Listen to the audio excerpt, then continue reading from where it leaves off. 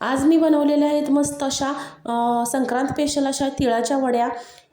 करायला खूप सोप्या आहेत, अगदी पहिल्या वेळेला जरी बनवत असाल ना तरी खूप छान जमतात या वड्या।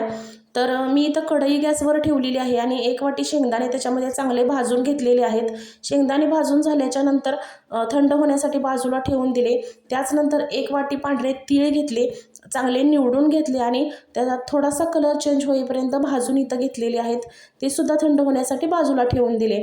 त्याचनंतर शेंगदाणे जे आहेत ते शेंगदाण्याच्या वरची जी सालं आहेत ती सगळी आपल्याला काढून घ्यायची आहेत आणि त्याचनंतर मिक्सरच्या भांड्यामधून ही जे शेंगदाण्याचं कूट आपण करतो तशा पद्धतीने हे बारीक वाटून घ्यायचं आहे। एका ताटामध्ये मी इथं काढून घेतलं आणि जे पांढरे तीळ आहेत पांढरे तीळ सुद्धा असेच बारीक वाटून घेतले आणि त्याच्यामध्ये एका ताटामध्ये काढून घेतले। त्याच्यानंतर 1 चमचाभर वेलची पूड ह्याच्यामध्ये मी घातली आणि हे सगळं मिक्स करून घेतलं। आता कढईमध्ये 1 चमचाभर मी तूप घातलं आणि तुपामध्ये 1 वाटी किसलेला गूळ घालून घेतला।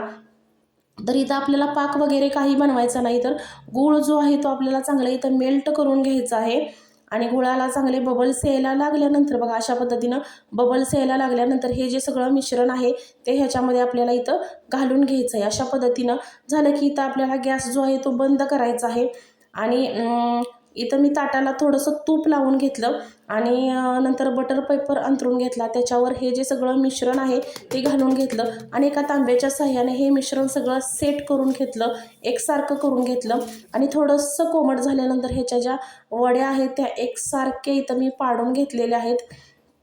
बघू शकताय तुम्ही अशा पद्धतीनं थोडंसं मिश्रण जे आहे ते कोमट झाल्यानंतर वड्या पाडून घेतल्या आणि थंड झाल्यानंतर खूप छान अशा वड्या आपल्या तयार झालेल्या आहेत।